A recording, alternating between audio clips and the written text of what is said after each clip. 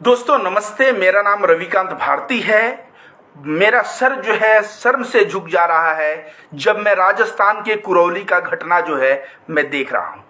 इस घटना में जिस तरह के वीडियो सामने आए हैं कि भगवा लोग जो है ये जुलूस निकालते हैं और मस्जिद के ऊपर चढ़ के उसके मीनार पे भगवा लहराते हुए दिख रहे हैं। इसके बाद मुसलमानों के घर को आग के हवाले कर दिया जाता है।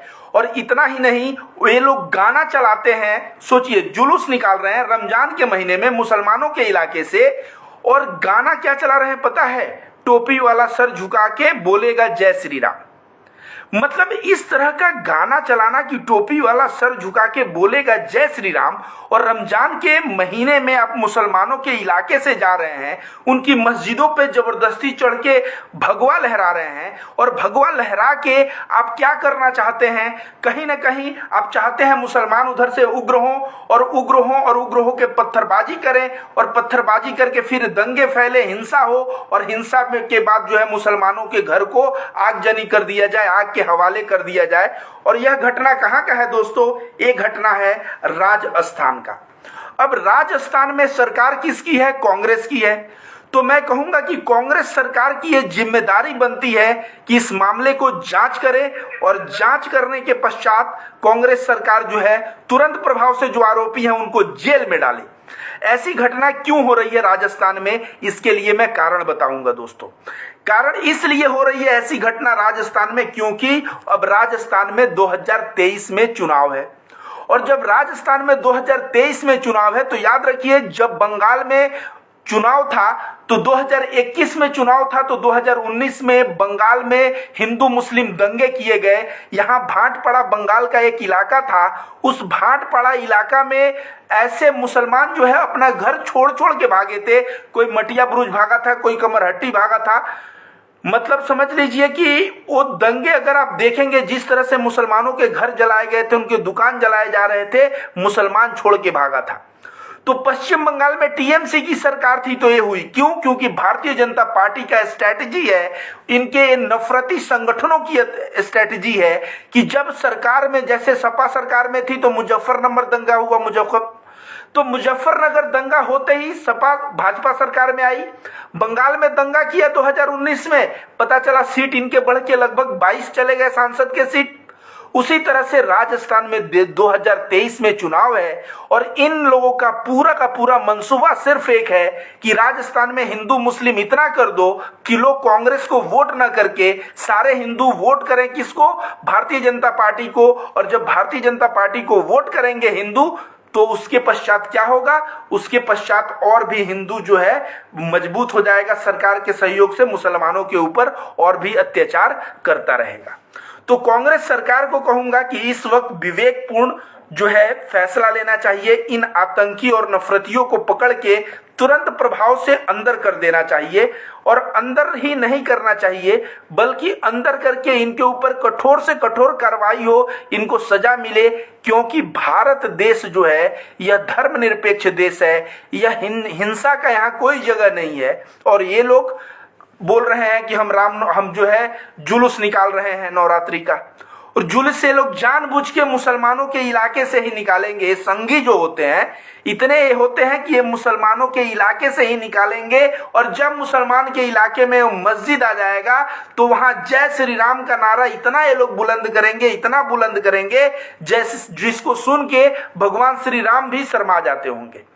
आज भगवान श्री राम जय श्री राम का नारा सुनते होंगे तो उनको दुख होता होगा।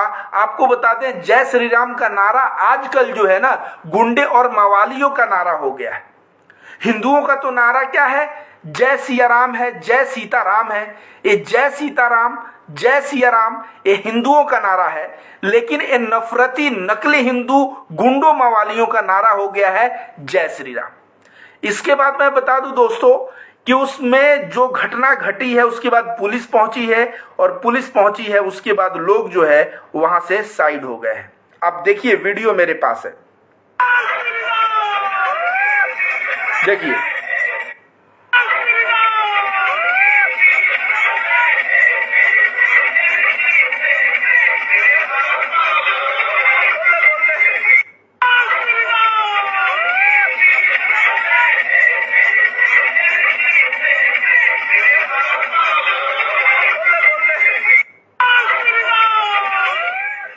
तो आप लोगों ने देखा कि किस तरह से ये जो है मस्जिद के मीनार के पास चढ़ के और भगवा रंग लहरा रहा है, जय श्री राम का गाना चल रहा है। और उस वक्त गाना चल रहा है, टोपी वाले सर झुका के बोलेंगे जय श्री राम। आप बताइए दोस्तों, टोपी वाले सर झुका के बोलेंगे जय श्री राम, इसका मतलब इस गाने को पहले तो जो गाया है उसको पकड़ के अंदर करना चाहिए, क्योंकि वह एक नफरती और एक आतंकी मानसिकता का यह गाना समाज में दिया है। और टोपी वाले सर झुका के बोलेंगे जय श्री राम मतलब क्या? कोई सर क्यों झुकाएगा, कोई सरेंडर क्यों करेगा? क्योंकि उनके ऊपर अत्याचार होंगे, उनको मारा जाएगा, उनको पीटा जाएगा, उनके कत्लेआम होंगे। मुसलमानों के घरों को आग लगाया गया है राजस्थान के कुरौली में दोस्तों।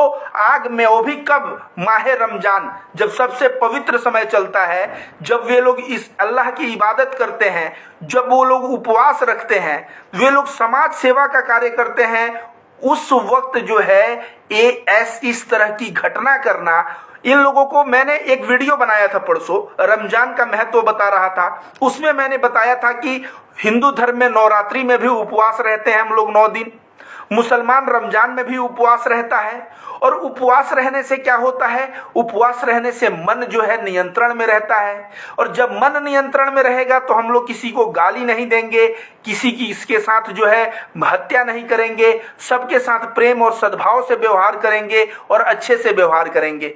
मैंने ये भी बताया था कि अगर आप उपवास रहते हैं, भूखे प्यासे रहते हैं, तो आपके अंदर संवेदना आती है। संवेदना मतलब अगर फ्यूचर में कोई भूखा प्यासा दिखेगा तो आपको पीड़ा, कहते हैं ना घायल की गति घायल जाने, तो आप वह पीड़ा से गुजर चुके होंगे तो आपको पता होगा।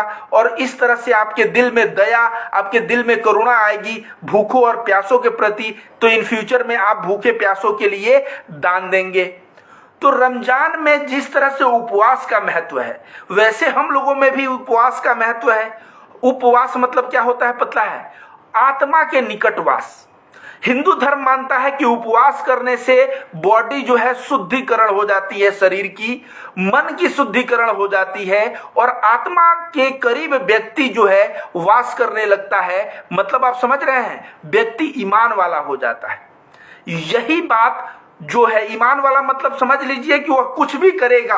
हिंदू धर्म में है साक्षी भाव, इसको बोला जाता है। साक्षी भाव मतलब हम कुछ भी करेंगे, हमारे मन में ये होगा कि ईश्वर इसे देख रहा है।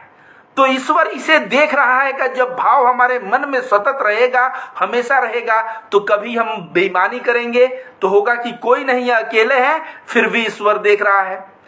तो इस तरह से अगर आप ईश्वर के प्रति साक्षी हो जाएंगे, ये सब चीजें कब हो पाती है? जब व्यक्ति उपवास रहता है। रमजान के महीने में भी, रमजान क्या है? व्यक्ति उपवास रहता है। उपवास रहने से अपने मन को कंट्रोल कर पाता है, मन को कंट्रोल कर पाता है, जिसकी वजह से उसके दिल के अंदर अच्छाइयां आती हैं, वो अच्छाई के मार्ग पे चलता है और वो बुराई नहीं करता।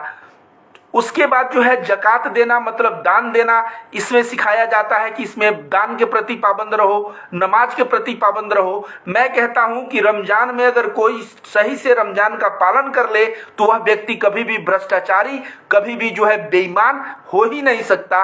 और सभी व्यक्ति, हमारे हिंदू धर्म में भी कहा गया है कि तुम जो है कुछ भी हो, ऐसे स्टेट ऑफ बीइंग में चले जाओ, अवस्था में कि जहां तुम्हारे ईमान को कोई डगा नहीं पाए। तो हिंदू धर्म, मुसलमान धर्म बात एक करता है, लेकिन ये देखिए जो आतंकी हैं, नफरती संगठन, ये जो बजरंग दल, विश्व हिंदू परिषद और इस तरह के जो संगठन चल रहे हैं, ये संगठन हिंदू धर्म की इन बातों से उनको कुछ लेना देना नहीं है। ये संगठन बताएंगे क्या? ये संगठन बताएंगे अब आ गया है नवरात्रि और रमजान, एक दिन पड़ गया, एक ही समय पड़ गया, अब हमें एक मौका मिल गया दंगा कराने को। अब दंगा करवाने का मौका मिला तो करो क्या भाई? रैलियां निकालो। और कहां से निकालो? मुसलमानों के इलाके से निकालो। मुसलमानों के इलाके से निकाल के उनके मस्जिद आए तो उनके मीनारों पे चढ़ के भगवा लहराओ और उसके बाद जो है उनके घर को जो है आग के हवाले कर दो। ऐसे गाना बजाओ जिससे मुसलमान और हिंदू में दंगे एकदम फिक्स हो कि टोपी वाले सर झुका के चिल्लाएंगे जय श्री राम, या मुल्ले काटे जाएंगे राम राम चिल्लाएंगे। इस तरह की बातें करके मुसलमानों के एरिया में जाके उनके मस्जिदों पे चढ़ के उनकी भावनाओं को इतना उग्र कर दो कि मुसलमान अगर कुछ भी एक्शन ले, एक थप्पड़ भी मार दे, एक पत्थर भी मार दे, तो उसके बाद मुसलमानों के घर को आग के हवाले कर दो। और आग के हवाले करके जो है ये लोग जो है अपना ये क्या कहते हैं, नवरात्रि मनाते हैं। ऐसी नवरात्रि में ना माँ दुर्गा भी ऐसी नवरात्रि जब देखेंगी कि मनाया जा रहा है तो उनका दिल जो है द्रवित और दुखी हो जाएगा। दोस्तों, आप सभी को मैं कह दूं कि ये बात जो करौली राजस्थान में हुआ है, सभी को फेसबुक के कम से कम मेरे वीडियो को तो शेयर करिए, एक पोस्ट जरूर मारिए और इस घटना को क्रिटिसाइज करते हुए जब एक पोस्ट मारेंगे तो मैं गारंटी देता हूं जब आवाज सोशल मीडिया पे बुलंद होता है ना तो एक्शन होता है। वहां पे कांग्रेस सरकार है और जब कांग्रेस सरकार जब आवाज सुनेगी तो डेफिनेटली एक्शन लेगी, और जब एक्शन लेगी तो दंगाई जो है ना उनका कोई स्थान नहीं होगा। शंभू सिंह रेगार नामक एक नफरती था, आप लोगों को पता है? शंभू सिंह रेगार नामक नफरती ये कहाँ था? ये राजस्थान का ही था। इसने मोहम्मद अफरजुल नामक एक व्यक्ति को लव जिहाद का वास्ता देते हुए उसका गर्दन काट दिया और गर्दन काट के उसके शरीर पे पेट्रोल डाल दिया, पेट्रोल डाल के उसको आग के हवाले कर दिया और इन सब का वीडियो बना के सोशल मीडिया पे डाल दिया और कहा देश के मुसलमानों तुम्हारा यही हश्र होगा।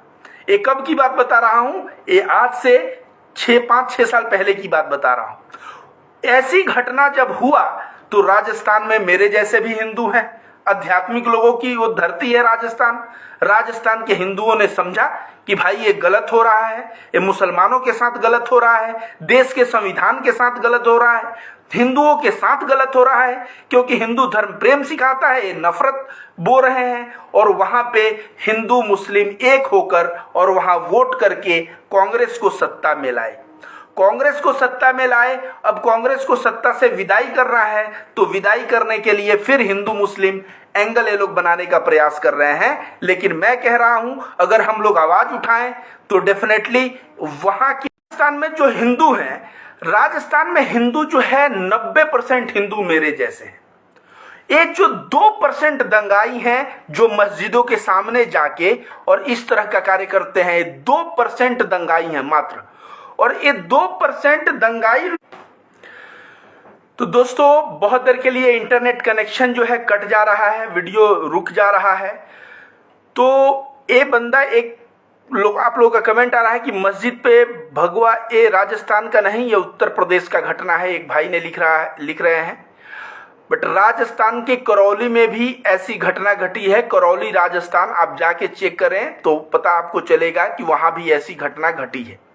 इस तरह की घटना को कदापि जो है देश एक्सेप्ट नहीं करेगा।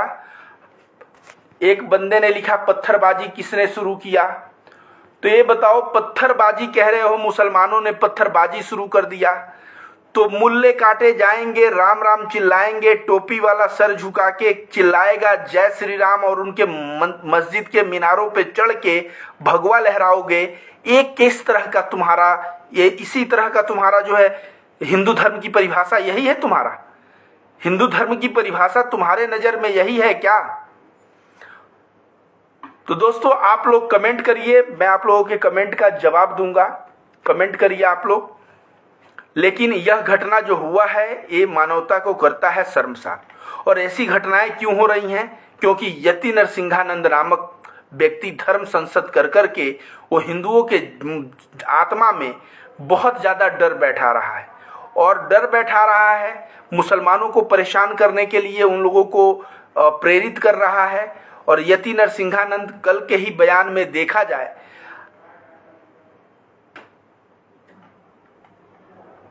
राजस्थान में अगर राजस्थान का जो कांड हुआ है, अब एक बंदा है ओम प्रकाश। तो ओम प्रकाश, मैं तो अभी आया हूं पश्चिम बंगाल में उत्तर प्रदेश से चल के। तुम जो लिख रहे हो कि तुम मुस्लिम हो, तो ओम प्रकाश तेरी जो बातें हैं तुम ही बता दो, जरा तुम ही बता दो कि ये जो हुड़दंगई तुम लोग कर रहे हो क्या ये सही कर रहे हो? ये जय श्री राम तू जो नीचे लिखा है ना, मैं अभी कह के गया थोड़ी देर पहले कि यह नारा सुनते ही आप समझ जाइए कि सामने कोई जो है गुंडे मवालियों की ये भाषा हो गई है। अगर सही भाषा सभ्य लोगों की भाषा जय सिया राम है, जय सीता राम है, या राम राम है। राम राम भाई, हिंदू मुसलमान एक है भाई, इसमें अनेक मत बनाओ। एक भाई ने लिखा है देश बर्बाद हो जाएगा, एकता बनाए रखो। बिल्कुल, अगर यति नरसिंहानंद का यही, मैं एक किताब पढ़ रहा था दोस्तों, उसका नाम बता दूं, अगर आप लोग पढ़ सकते हैं तो उस किताब के बारे में जरूर पढ़ें। वो किताब है मुस्लिम वेनिसेस। मुस्लिम वेनिसेस का मतलब कि उस किताब को मैं बोलूँगा पूरा पढ़िएगा। उसमें दिखाया जा रहा है कि एक दिन सभी लोग सो के उठे हैं, और सो के उठे हैं तो देख रहे हैं कि सारे के सारे मुसलमान जो है ये गायब हो गए हैं। देश में मुसलमान है ही नहीं, तो लोग परेशान हैं। किसी का दोस्त मुसलमान है, वो है ही नहीं। यहाँ तक कि जितने कब्र हैं, कब्र भी गायब हो गए हैं। यहाँ तक कि ताजमहल, लाल किला, ये सब जो है मुसलमानों के बनाए हुए स्मारक गायब हो चुके हैं। उस अगर किताब को अगर पढ़ेंगे मुस्लिम वेनिसेस, तो उसके जो राइटर हैं, मुस्लिम वेनिसेस किताब के राइटर जो हैं, उनकी मैं बातें सुन रहा था, तो वो बोले कि जब देश आज़ाद हुआ तो हमारे बाप दादा ने भारत में रहना चुना, और 1980-90 तक और अभी 2004 तक भी अगर देखें तो अब्दुल कलाम मुसलमान होकर राष्ट्रपति थे, सिख समुदाय के मनमोहन सिंह प्रधानमंत्री थे, 80% हिंदुओं के देश में। तो यहाँ हिंदू मुस्लिम एकता चरम सीमा पे था। बॉलीवुड में आप देखिए तो यहाँ बॉलीवुड में मुसलमान कार्य कर रहे थे, मुसलमान कवि थे, मुसलमान पत्रकार थे। हर एक क्षेत्र में मुसलमानों के साथ कोई भी दोहरा वाला कार्य नहीं हुआ था। हर एक जो भारत के नागरिक के साथ होता है वो हिंदू और मुसलमान दोनों के साथ हो रहा था। तो जो पाकिस्तान के मुसलमान थे, ये राइटर कह रहा है कि पाकिस्तान के इनके कुछ रिश्तेदार भी चले गए थे, तो रिश्तेदार पछतावा कर रहे थे कि भाई हम लोगों ने पाकिस्तान में क्यों आ गए। वे लोग पछतावा कर रहे थे कि हम लोग पाकिस्तान में क्यों आ गए, हम लोग भारत में रहते तो भारत के मुसलमान तो अच्छा कर रहा है, बॉलीवुड में कर रहा है, उसके बाद राइटर बन ही रहा है, सरकारी नौकरी में जा ही रहा है, सब कुछ कर रहा है। हम लोग पाकिस्तान में आके गलती की, हमें भी भारत में रहना था। बहुत सारे उनके रिश्तेदार उनको ये बातें बोलते थे मिलने पे। अब वही रिश्तेदार इनके ऊपर हंस रहे हैं और कह रहे हैं तुम कहाँ फंस गए, हम लोग पाकिस्तान आके बच गए और तुम हिंदुस्तान में फंस गए। सोचिए, ये केवल 6-7 साल का जो ये सरकार है, कह रहे हैं, उस राइटर ने बोला है कि जब मोदी जी 2014 में आए तो संसद भवन में इन्होंने एक स्टेटमेंट पास किया कि हमें 1200 वर्ष के गुलामी से आज़ादी चाहिए।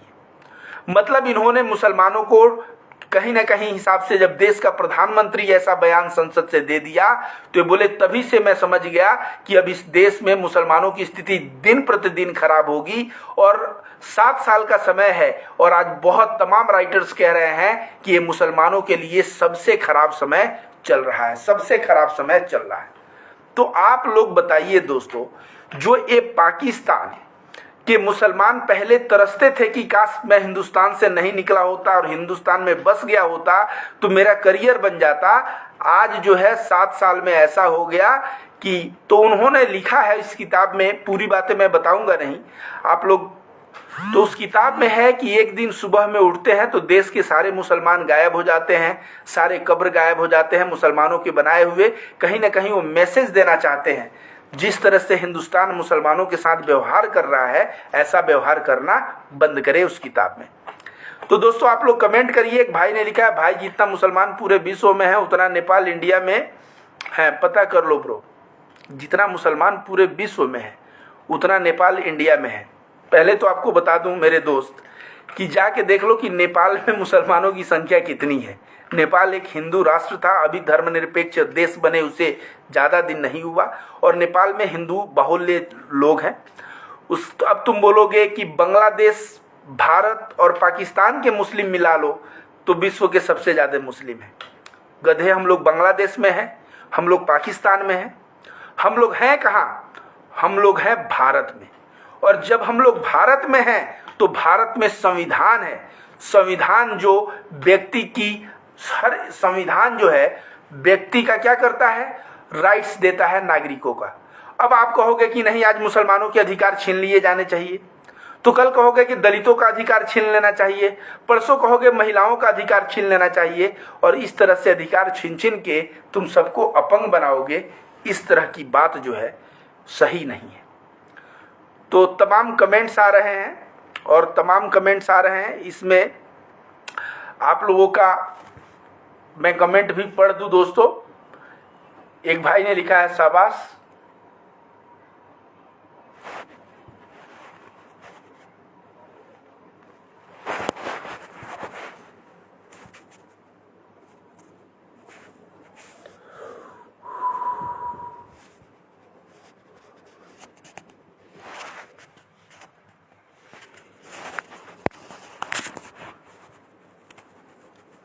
कैसे होगा यार, कैमरा जो है बैक चला गया था दोस्तों,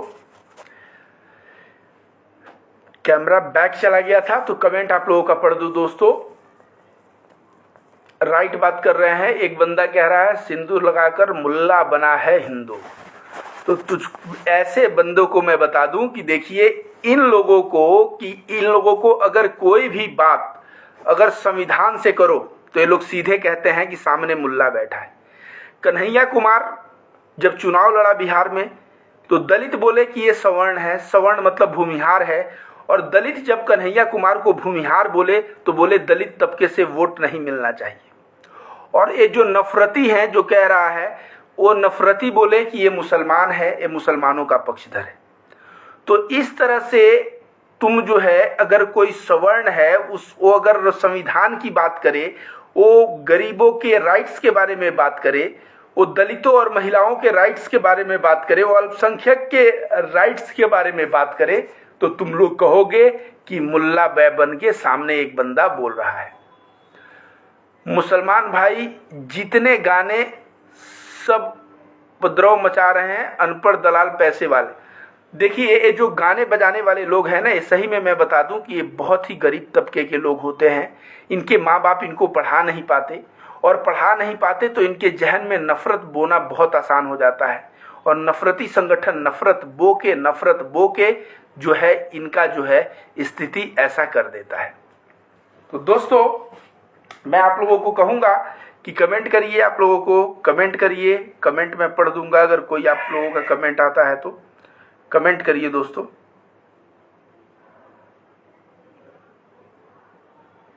लोग है ना, सही में मैं बता दूं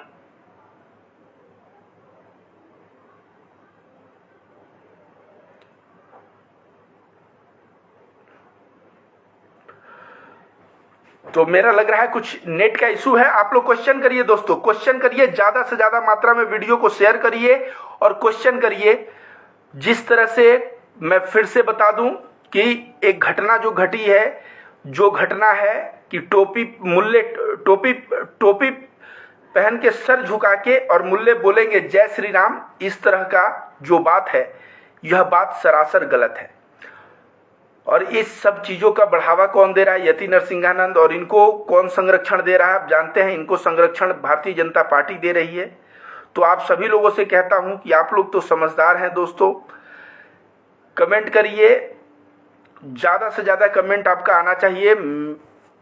जी आपकी सब बातें सही हैं। एक भाई ने लिखे हैं भाई अंधभक्त ही ऐसे बोल रहे होंगे, एक भाई ने लिखा है।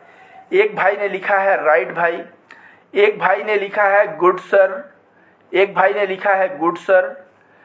एक भाई बोले हैं एक घटनाएं देश को बर्बादी की तरफ ले चल रही हैं। देश के बर्बादी की तरफ ले चल रही हैं जब आप लोग बोलते हैं दोस्तों तो मुझे हंसी आता है। आपको समझना पड़ेगा कि श्रीलंका में जिस तरह से श्रीलंका महंगाई से बर्बाद हुआ है और सड़कों पे आ गया है, और उसे देख के हम लोग क्या करते हैं, हम लोग हंसते हैं कि श्रीलंका सड़कों पे आ गया है।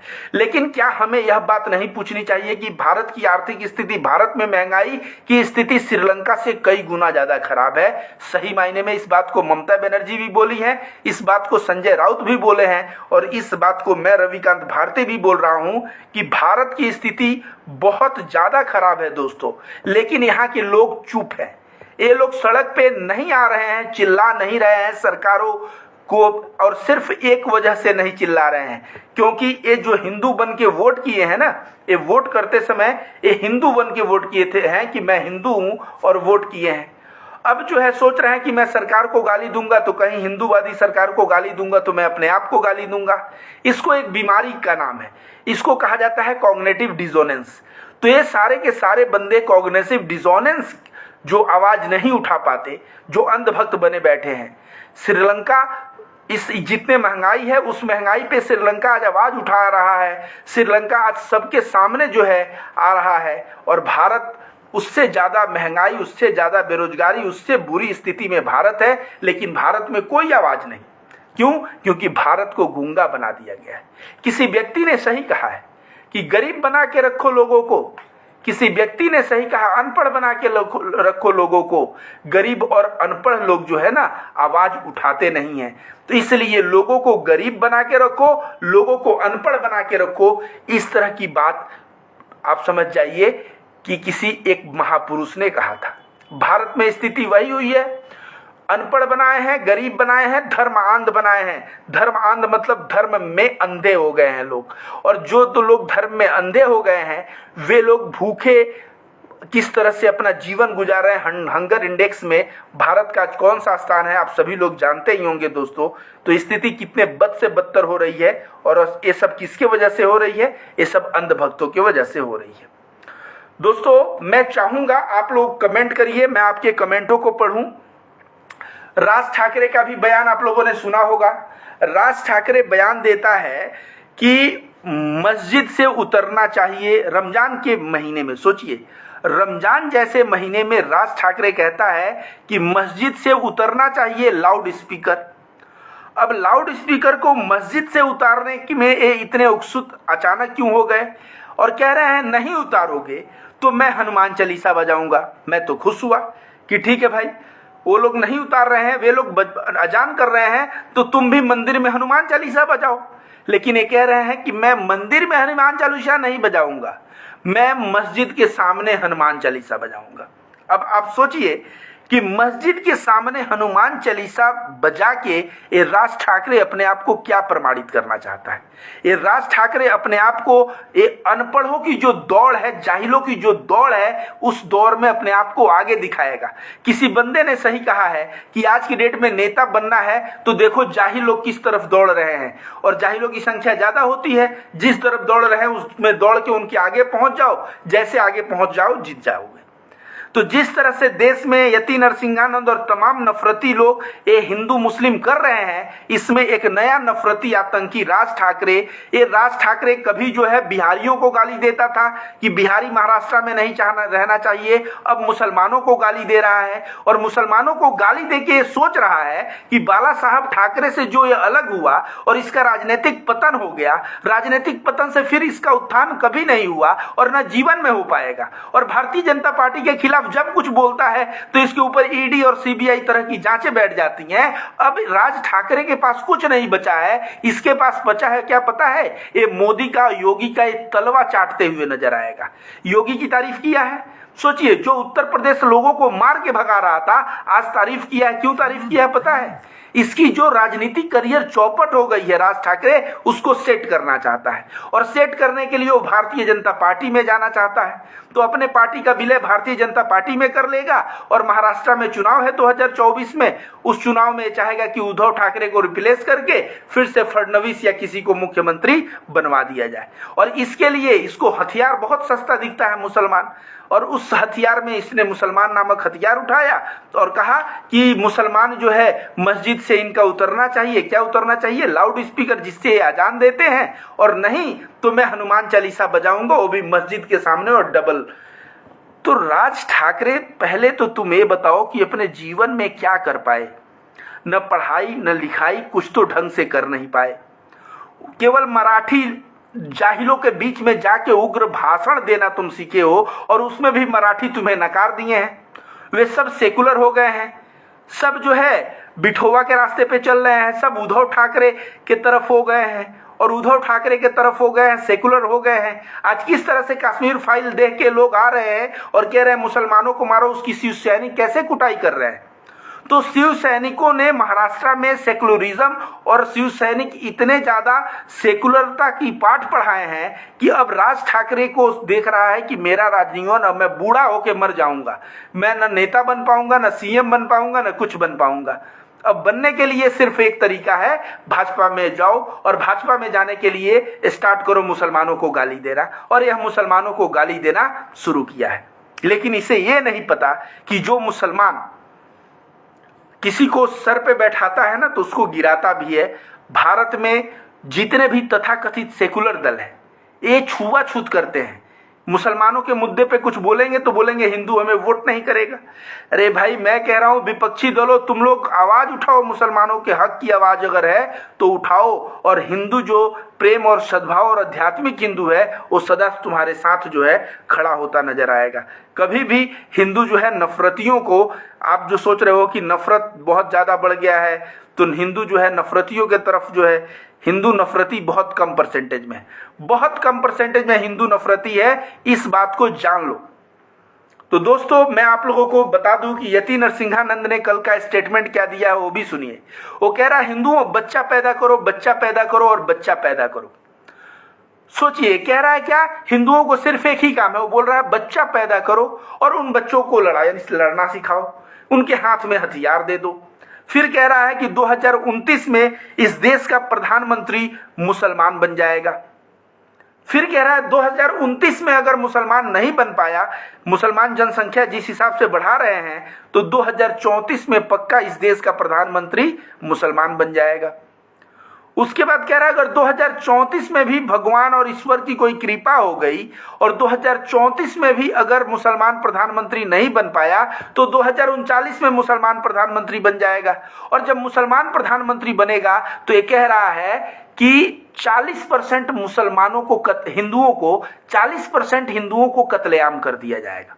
सोचिए, मुसलमान प्रधानमंत्री बनेगा तो यति नरसिंहानंद हिंदुओं के आत्मा में डर बैठा रहा है कि भाई मुसलमान जहां पीएम बना कि 40% हिंदू मार दिए जाएंगे और 50% हिंदू तुरंत डर से इस्लाम को कबूल कर लेंगे, और जो 10% हिंदू जो है वो भागेंगे, और किधर भागेंगे, कश्मीरी पंडितों की तरह वो विदेश में भागेंगे, दूसरे देश में भागेंगे और रिफ्यूजी जैसा वहां पे रिफ्यूजी की तरह रहना शुरू करेंगे।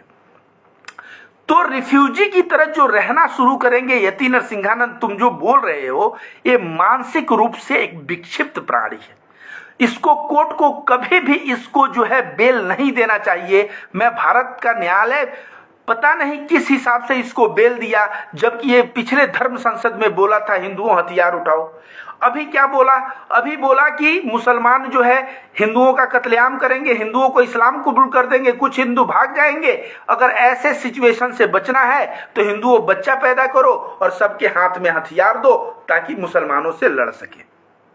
तो मैं बताता हूं कि यति नरसिंहानंद भारत में जो हिंदू है ना, ये टैक्स पे करता है, और टैक्स का पेमेंट जो हिंदू करता है भारत में, इससे आर्मी और पुलिस चलती है, और आर्मी और पुलिस सुरक्षा देने के लिए है।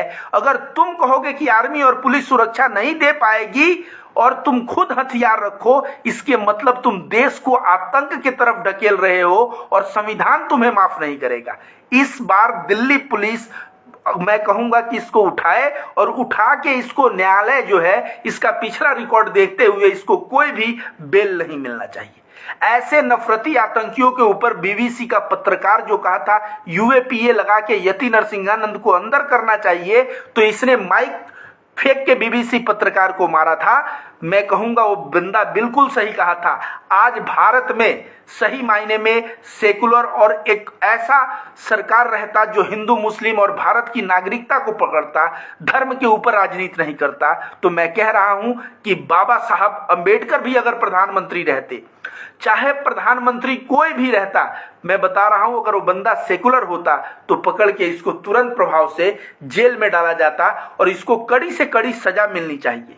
इसको कड़ी से कड़ी सजा दी जाती तब शायद जाके इसका जो है बुद्धि जो है, जो भ्रष्ट हो गया है, ये भ्रष्ट बुद्धि इसका जो है कार्य करने लगता है। दोस्तों, आप लोगों को बता दूं कि यति नरसिंहानंद की इसी तरह के भड़काऊ बयान का नतीजा जो है, आज मस्जिद पे चढ़ के लोग भगवा लहरा दे रहे हैं। तो आज कह रहे हैं टोपी वाला सर झुका के चिल्लाएगा जय श्री राम, तो कोई कह रहा है मूल्य काटे जाएंगे राम राम चिल्लाएंगे। यही यति नरसिंहानंद जैसा नफरती जो नफरत बो रहा है। लेकिन भारत में अभी भी ये संख्या बहुत कम है, बहुत कम है। भारत में इन नफरतियों की संख्या 2% है। ये सोचिए, नवरात्रि में इनको कोई इलाका नहीं मिलता है, इनको मुसलमानों का ही इलाका मिलता है कि मुसलमानों के इलाके से रैलियां ले जाए। भारत के प्रथम राष्ट्रपति का नाम आप लोग लिखिए, कमेंट करिए कौन है। भारत के प्रथम राष्ट्रपति राजेंद्र प्रसाद हैं। और राजेंद्र प्रसाद कहते हैं किससे? पटेल से। अब पटेल कौन? सरदार वल्लभ भाई पटेल को बुला के कहते हैं कि भाई आरएसएस वाले जो है मुसलमानों के एरिया में जाके ये लोग पत्थर मार दे रहे हैं हिंदू बन के, और हिंदू के एरिया में जाके मुसलमान बन के पत्थर मार दे रहे हैं और हिंदू मुसलमान दंगे करवा रहे हैं। इन आरएसएस वालों के ऊपर निगरानी रखो, इनके ऊपर ध्यान दीजिए। तो हमारे देश का जो गृह मंत्री थे सरदार वल्लभ भाई पटेल, उन्होंने आरएसएस को बैन किया था, आपको पता होगा। तो आरएसएस का जो बंदा, इन लोगों की जो राजनीति है, ये विश्व हिंदू परिषद, ये बजरंग दल, ये सारा मुसलमानों के ऊपर शुरू होता है और मुसलमानों के ऊपर ही समाप्त हो जाता है। मुसलमानों का रमजान महीना चल रहा है, पावन महीना है, तुम्हारा भी नवरात्रि है, अच्छे से तुम भी फलाहार रहो, उपासना करो, ध्यान करो। ये करने के बजाय तुम जो है मुसलमानों के एरिया में जाके उपद्रव कर रहे हो, गंदे गाने बजा रहे हो, जिससे लड़ाइयाँ हो रही है, ये चीज़ें गलत है। एक भाई ने कमेंट किया है, पुष्पेंद्र कुलश्रेष्ठ के बारे में वीडियो बनाइए सर। मैं पुष्पेंद्र कुलश्रेष्ठ के बारे में तो वीडियो बनाता ही हूँ, उसके हर एक बातों का जवाब दे चुका हूँ। पुष्पेंद्र कुलश्रेष्ठ वही बातों को बार बार रिपीट करता है, तो वही बात मैं बार बार बोलना नहीं चाहता। लेकिन आप बोल रहे हैं, कोई आपका सवाल हो कि पुष्पेंद्र के इस वीडियो के ऊपर, तो आप कमेंट में वीडियो का लिंक भेजिएगा, उसके ऊपर मैं वीडियो बना दूंगा। एक बंदा लिख रहा है कि ऐसे थंब भेज रहा है। तो दोस्तों, आप लोगों का कोई भी कमेंट हो तो कमेंट करिए। मैं आप लोगों के बीच रविकांत भारती लाइव आया हूं और आप लोगों को बताया कि देश में किस तरह की घटनाएं जो है की जा रही हैं। और यति नरसिंहानंद नामक जो है नफरती उमर खालिद को पता है दोस्तों, उमर खालिद को जो बेल पिटीशन है, वो जमानत याचिका खारिज कर दी गई। जब बचाव पक्ष उमर खालिद के बारे में कहा कि उमर खालिद कहता है कि अहिंसा नहीं होना चाहिए, सॉरी हिंसा का जवाब हम अहिंसा से देंगे। वो कहता है हिंसा का जवाब हम अहिंसा से देंगे। वो कहता है संविधान की बात, वो कहता है गांधी की बात। जब बचाव पक्ष ने कहा ये अहिंसा की बात करता है, गांधी की बात करता है, संविधान की बात करता है, इस बंदे को तो तुरंत मिल जाना चाहिए। तो दिल्ली पुलिस ने कहा है कि नहीं, ये जब कह रहा है हिंसा का जवाब अहिंसा से देंगे, तो ये मुंह से बोल रहा है, लेकिन इसका इरादा जो है ना, इसका इरादा हिंसा करवाने का है। ये जो संविधान की बात कर रहा है, मुंह से बोल रहा है, लेकिन इसके मन में ना, इसके पीछे गैर संवैधानिक चीजें चल रही। इसका बचाव पक्ष बोला कि दिल्ली दंगे में यह बंदा दिल्ली में था ही नहीं, तो दिल्ली पुलिस ने कहा यही तो षड्यंत्र है। ये बेगूसराय में जाके बैठा था। और उमर खालिद जैसा जो व्यक्ति, मैं कहूं कि जो संविधान को सब कुछ मान के चलने वाला व्यक्ति है, वैसे नायाब हीरे को मैं कहूं कैद करके 500 दिनों से रखा गया है इस देश में। 500 दिनों से रखा गया है दोस्तों, 1-2 दिनों से नहीं। और यति नरसिंहानंद और ये क्या वसीम रिजवी, ये ऐसे आतंकी भारत में पता नहीं ये कैसे छूट जाते हैं। ये बहुत ही चिंता का विषय है। आपको बता दूं दोस्तों, उमर खालिद जो है लगभग 560 दिनों से जेल में है। आसिफ सुल्तान 1205 दिनों से जेल में है। सर्जिकल इमाम 816 दिनों से जेल में है। मिराज हैदर 7 से 12 दिनों से जेल में है। गुलसिफा फातिमा 623 दिनों से जेल में है। खालिद सैफी 627 दिनों से जेल में है। सिद्दीक कप्पन नामक एक केरला का पत्रकार 482 दिनों से जेल में है। ये सब मुसलमान नाम हैं। मुसलमानों को ऊपर यूएपीए लगा दो और यूएपीए लगा के उनको अंदर कर दो। यही शिक्षा जो है, ये जो है एक ट्रेंड चला है। और यूएपीए इसके अलावे मैंने देखा कि हिंदू के ऊपर और कोई जेल में है क्या। ये जो मैं 500, 1200, 1000 दिन जो बता रहा हूँ, मैं चेक किया कोई हिंदू में है क्या, तो पता चला हाँ एक बंदा हिंदू है, काश्मीरी पंडित है, और वो 1400 दिनों से जेल में है। कितने दिनों से? 1400, 1400 दिनों से। और उस बंदे का नाम है संजीव भट्ट। और संजीव भट्ट जो है, ये बंदा गोधरा कांड में मुसलमानों का बचाव किया था। तो कहीं ना कहीं भारत में जो चल रहा है, आप देखिए मुसलमानों के प्रति नफरत चल रहा है। और मुसलमानों के लिए अगर हिंदू या जो खड़े हों तो उन सबको पकड़ के यूएपीए लगा के अंदर करो, इस तरह की बातें चल रही हैं। आप लोग बताइए दोस्तों, ये क्या सही हो रहा है? ये सही हो रहा है? आप ही लोग बताइए। वीडियो को ज़्यादा से ज़्यादा शेयर करिए, हर एक देश के नागरिकों तक मेरा आवाज़ पहुंचाइए। मुसलमानों के लिए लोग कहते हैं कि मुसलमान देश से प्रेम नहीं करता। मैं दोस्तों पढ़ रहा था आज़ादी के लड़ाई में मुसलमानों का योगदान, तो पता है 1857 की क्रांति में 50,000 से ज़्यादा मुसलमानों को मारा गया है। फांसी 10,000 से ज़्यादा मुसलमान उसमें चढ़े हैं। आपको बता दें, ऐसी ऐसी कहानियां मैंने उसमें पढ़ा कि मेरे आंख में आंसू आ गया। एक मुसलमान बंदा जो देश के लिए बहुत ही लड़ाई करता था, उस बंदे को पकड़ा जाता है, मारा जाता है, पीटा जाता है, उससे क्रांतिकारियों का एड्रेस पूछा जाता है, वह नहीं बताता है। उसको इतना टॉर्चर किया जाता है कि उसको बोला गया, अंग्रेज राइटर ने लिखा है, मैं वो किताब लेके बैठ के एक दिन आप लोगों के बीच बात करूंगा। राइटर ने लिखा है कि उसके पूरे सर से पांव तक खूनी, उसके स्किन पे खून का जो है थप्पा थप्पा दिखाई दे रहा था। उसके बाद उसके शरीर से ब्लीडिंग हुआ था, तो उसका खून जो है वो उसका कपड़ा उस चिपक गया था खून में, और उतने कष्ट से में वो बंदा था। और वैसे बंदे को अंत में फांसी देना पड़ा, क्योंकि अंत तक उसने क्रांतिकारियों का एड्रेस नहीं बताया। इन लोगों को बता दूं कि मौलाना अबुल कलाम आज़ाद का तो नाम सुने हो। मौलाना अबुल कलाम आज़ाद के बारे में जब मैं पढ़ रहा था, तो जीवन का ज़्यादातर समय इन्होंने जेल में बिताया।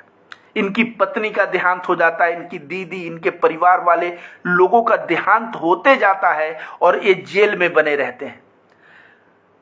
यहाँ तक कि इनके परिवार के सदस्य लेटर क्या लिखे हैं पता है? ये लेटर लिखे हैं मौलाना अबुल कलाम आज़ाद के लिए कि जेल में है, तबीयत खराब हो, मिलने आ जाओ। अगर नहीं तो मर जाऊंगी तो मेरे जनाजे में जरूर शिरकत होना। फिर अगर जनाजे में नहीं शिरकत हो पाए तो मेरे मजार पे जरूर आना। ये भारत के मुसलमान मौलाना अबुल कलाम आज़ाद के घर वालों का ये पत्र है। और पुष्पेंद्र कुलश्रेष्ठ क्या कहता है दोस्तों? पुष्पेंद्र कुलश्रेष्ठ कहता है कि अबुल कलाम आज़ाद जो हैं, ये जो है बहुरूपिया है, मक्कार है। इसको क्या पता आज़ादी किस कीमत पे आई है। जो बंदा अपने जीवन में 20-20, 25-25 साल लंबे लंबे समय तक जेल में बिता दिए, उन बंदों के ऊपर इन लोगों को कटाक्ष करने में, इन लोगों को इस तरह की आतंकी भावना की तरफ बात करने में थोड़ा सा भी शर्म 1% भी नहीं आता। तो दोस्तों, आप लोगों को कहूँगा कि वीडियो को ज़्यादा से ज़्यादा शेयर करें, इस आवाज़ को हर एक लोगों तक पहुँचाएं, क्योंकि जब ये वीडियो हर एक लोगों तक पहुँचेगा तो कहीं ना कहीं देश में एक भाईचारा, एक सद्भाव का भावना बढ़ेगा। मैं रविकांत भारती सद्भाव फाउंडेशन चलाता हूँ, जिसका उद्देश्य हिंदू मुस्लिम एकता है। साथ साथ मैंने एक नया ऑर्गेनाइजेशन खोला है जिसका नाम है सद्भाव सेना। सद्भाव सेना का कार्य क्या रहेगा? ये सद्भाव सेना बचाव करेगा। कभी कुछ नफरती हिंदू तथाकथित नकली हिंदू मिल के किसी मुसलमान की अगर लिंचिंग करेंगे, तो सद्भाव सेना के हिंदू भाई वहाँ पे उस मुसलमान का बचाव करने उतरेंगे, और ज़रूरत पड़ा तो हिंदू भाई को सामने समझाएंगे। अगर किसी मुसलमान एरिया में किसी हिंदू को अगर मारा पीटा जा रहा है, तो सद्भाव सेना से जुड़े, सद्भाव फाउंडेशन से जुड़े जो मुस्लिम रहेंगे, वो मुस्लिम वहाँ मुस्लिम भाइयों को समझाएंगे, बात करेंगे। इस तरह से सद्भाव सेना और सद्भाव फाउंडेशन से मैं कार्य कर रहा हूँ, और मेरा उद्देश्य एक ही है कि देश में सद्भाव पैदा करना, हिंदू मुस्लिम सिख ईसाई एकता पैदा करना। तो दोस्तों, आप लोगों को वीडियो कैसा लगा आप लोग कमेंट करिए, मैं आप लोगों के कमेंट को भी पढ़ दूं।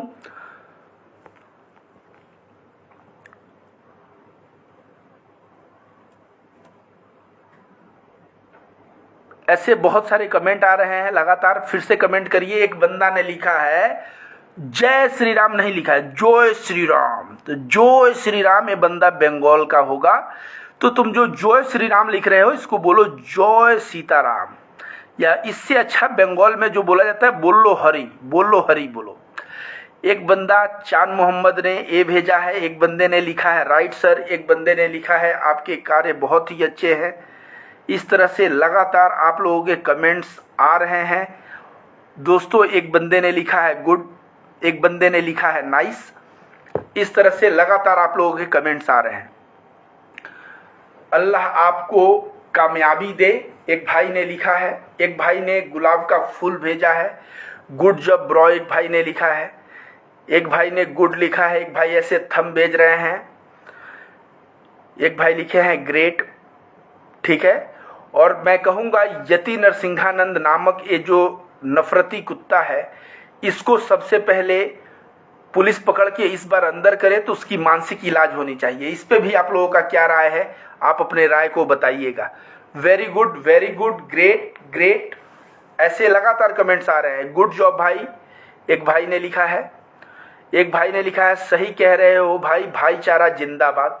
तो मैं भाईचारा जिंदाबाद, भाईचारा की लड़ाई लड़ रहा हूँ, और आप लोगों का सहयोग अगर इसमें रहा तो आप लोग वीडियो को ऐसे ही फैलाते रहे। आप लोग भी मैं कहूँगा सद्भाव फाउंडेशन से जुड़िए, और सद्भाव फाउंडेशन से जुड़ के देश में हिंदू मुस्लिम एकता कायम किया जाए, और देश को बेरोजगारी से मुक्त करके और गरीबी से मुक्त करके देश को ऊपर ले जाया जाए। बहुत जल्दी कमेंट आ रहे हैं। वाहेगुरु आपकी जो है मनोकामना पूर्ण करे। यू आर राइट ब्रो, एक भाई ने लिखा है। एक भाई दिल भेज दिया है, इनका नाम मोहम्मद नईम है। एक भाई ने लिखा है मोहनलाल नाम है, इन्होंने जय भीम नमो बुद्धाय इन्होंने लिखा है। एक भाई ने लिखा है नाइस भाई, भक्त लोग आपको गाली दे रहे हैं। तो देख लीजिए, मैं कह रहा हूँ कमेंट में जैसे ही आप जय श्री राम देखिए, ये जय श्री राम गुंडों और मवालियों का भाषा है। जो सभ्य और सन्यासी हिंदू हैं वो जय सीताराम, जय सिया राम बोलेंगे, और राम राम जी बोलेंगे।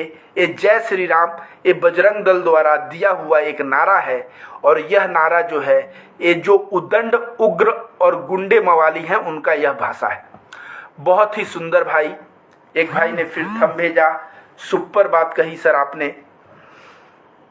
एक भाई ने गुलाब का फूल भेजा है। एक भाई ने थंब मुट्ठी भेजा है। एक भाई ने भेजा है ऐसे मुट्ठी बांध के। एक भाई ने भेजा है गुलाब का फूल, असली हीरो आप हैं। एक भाई ने लिखा है गुड।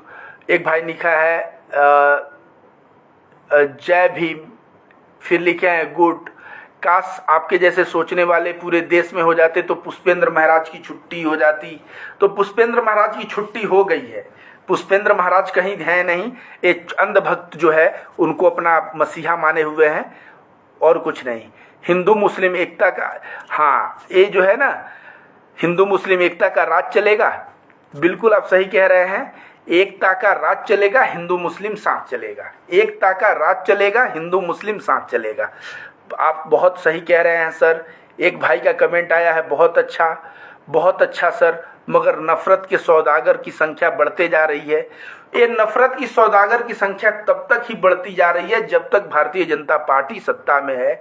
सत्ता से निकाल के भारतीय जनता पार्टी को फेंक डालिए, और आप देखेंगे ये संघ बजरंग दल और ये सब जो दुम दबा के जो नफरती चिंटू यति नरसिंहानंद है, ये सब भागेंगे दुम दबा के, ये कहीं दिखेंगे नहीं। ये कह रहा है हिंदुओं पेट मत रखो, लड़ नहीं पाओगे। खुद इतना बड़ा पेट रखा है, जैसे लगता है पता नहीं कि ये कितना खाता है। एक भाई ने, और वो भी हराम का खाता है। हराम का क्यों खाता है? कमाता नहीं है। ये सन्यासी अपने आप को नकली सन्यासी पेश करके देखिए। जब व्यक्ति की रोजी रोटी नहीं चलता है ना, तो व्यक्ति नकली सन्यासी भी बन जाता है। अब एक विवेकानंद सन्यासी थे जिनको हजारों लोग सामने खड़े थे पैसे और दान देने के लिए, और उदारता की बात करते थे, हिंदू धर्म का नाम करते थे। और ये एक सन्यासी जब देखा कि खर्चा इसका नहीं चल पा रहा है, तो यह यति नरसिंहानंद क्या करना शुरू कर दिया, ये खर्चा चलाने के लिए सन्यासी बन गया। और दासना मंदिर का जितना माल आता है उस माल को गमन करता है और उसको खाता है, पीता है। और ऐसे ही जो है हिंदू धर्म जो प्रेम सिखाता है, ये जो है नफरत बोलता है, और नफरत बोलने के बाद ये सारे पैसों का, जो सारे के सारे पैसों को ये बर्बाद करता है। एक भाई ने लिखा है गुड अयूब रजा भाई का कमेंट आया है कि आप जैसे इंसान की ज़रूरत है। एक संजीव कुमार जी ने इस बात को लिखा है, सर 2014 के बाद ज़्यादा हिंदू मुस्लिम बहुत होने लगा है। अभी मैं बता दूं कि सबसे ज़्यादा मुसलमानों के 72 दिन अभी हैं। एक बंदे ने ऐसा कहा है, और वो बंदा बहुत बड़ा पद पे है, और उसने कहा 1857 और 1947 में मुसलमानों का जो जगह था हिंदुस्तान में, आज उससे मुसलमानों का जगह बहुत। एक भाई ने लिखा है वेरी गुड सर, आप सही कहते हैं। सही बात एक भाई ने लिखा है, मोहम्मद दिलसाद भाई ने। एक भाई ने लिखा है गोबर खाने वाले लोगों से क्या उम्मीद की जा सकती है। शबास शेर एक भाई ने लिखा है, असली बाबा ऊपर चला जा रहा है, बहुत लोगों का कमेंट मिस हो जा रहा है। एक भाई ने लिखा है 10 में 10, वाहे गुरु का खालसा वाहे गुरु की फतेह जी। मित्रपाल जी, तो मित्रपाल जी मैं यही कहूँगा कि आपका अगर गुरु ग्रंथ साहिब अगर आप पढ़ें, नानक की छोड़िए, मैं कहता हूँ नानक की ज़िंदगी, मोहम्मद साहब की ज़िंदगी, और हिंदू धर्म में अगर वशिष्ठ ऋषि हो गए, विवेकानंद, इन सब का चरित्र देखा जाए तो इनके चरित्र से ही पता चल जाएगा कि जो है धर्म क्या सिखाता है। लेकिन ये धर्म के अवसर को ये तपस्या में झोंकने के बजाय, उपवास रहने के बजाय, ये मुसलमानों के गलियों में जाके वहाँ निकाल रहे हैं। क्या निकाल रहे हैं? मुसलमानों के गलियों में रैली निकाल रहे हैं और बोल रहे हैं टोपी वाले सर झुका के बोलेंगे जय श्री राम। एक ऐसा बुरा दिन हिंदुस्तान का आया है। मैं इसीलिए कहूँगा, आप जितने लोग मेरे वीडियो देख रहे हैं, सबसे मेरा एक गुहार रहेगा कि आप सभी लोग सद्भाव फाउंडेशन से जुड़िए। सद्भाव फाउंडेशन में 10 लोगों को जोड़िए, और सद्भाव फाउंडेशन से तो जुड़िए, सद्भाव सेना से भी जुड़िए। क्योंकि सद्भाव सेना का जो उद्देश्य है, ये है कि कहीं भी अगर हिंसा हो तो उस हिंसा को रोका जा सके। और सद्भाव फाउंडेशन का उद्देश्य है कि गीता, कुरान, इन सब के बारे में बता के और धार्मिक एकता को स्थापित किया जा सके। इसके लिए सद्भाव फाउंडेशन का लाइब्रेरी तो खुल चुका है। ये आप अगर मेरे पेज पे जाएंगे तो मेरे पेज पे मैं डाल के रखा हूँ।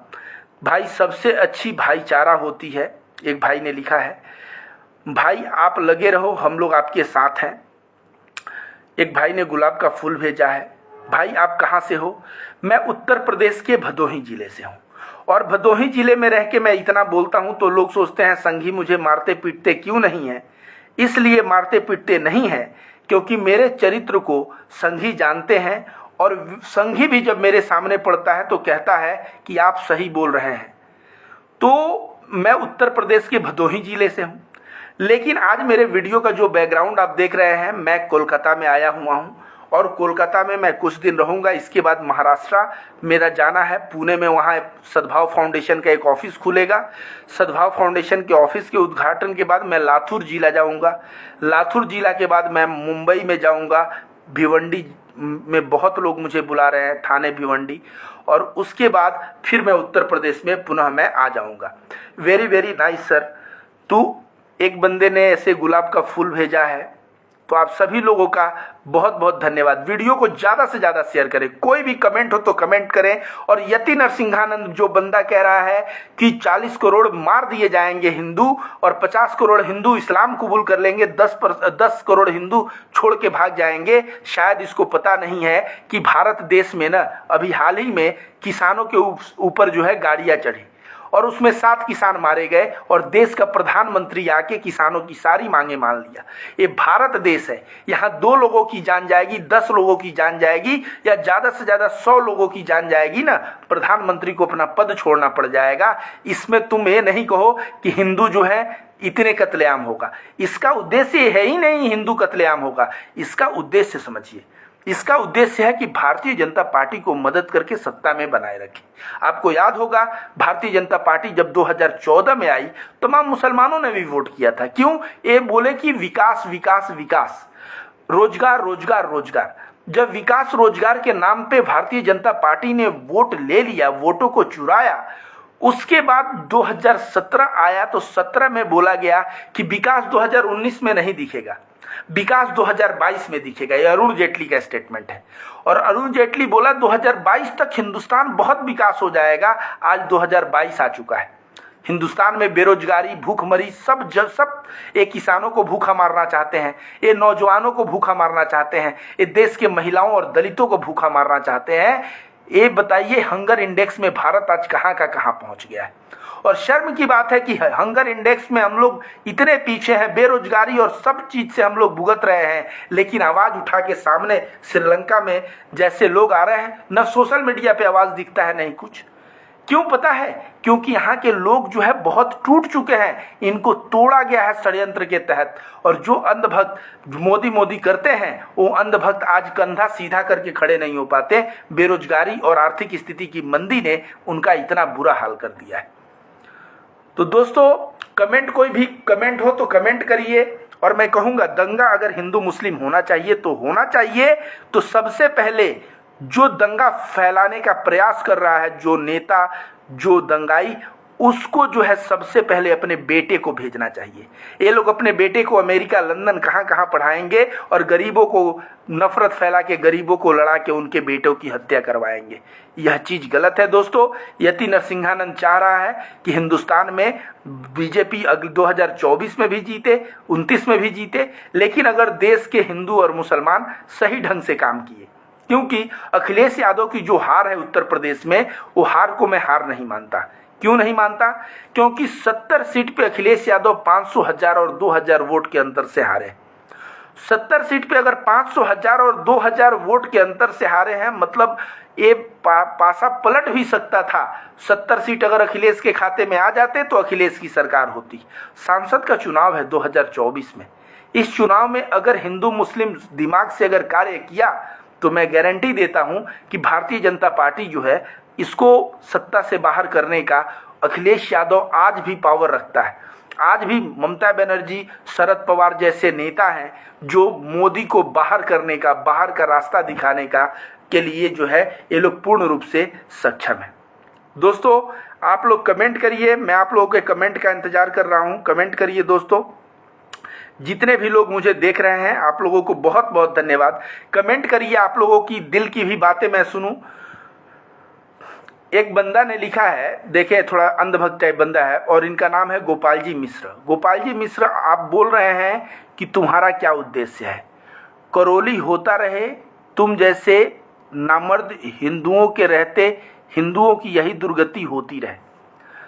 तो मिश्रा जी, पहले तो बता दूं कि मिश्रा हैं आप ब्राह्मण हैं। पहले तो तमीज सीखिए, बात करिए आप कह के, ठीक है? और कहीं ना कहीं आपके पूर्वजों जो है ना, हमारे पूर्वजों को पैर छू के प्रणाम करते थे। आप जाके मेरा कास्ट से मुझे पता कर लीजिएगा। बट एनीवे, मैं कास्ट पे भरोसा नहीं करता, मैं समानता पे भरोसा करता हूँ, मैं मानवता पे भरोसा करता हूँ। इसीलिए मैं दलितों के राइट्स के लिए भी लड़ाई लड़ता हूँ।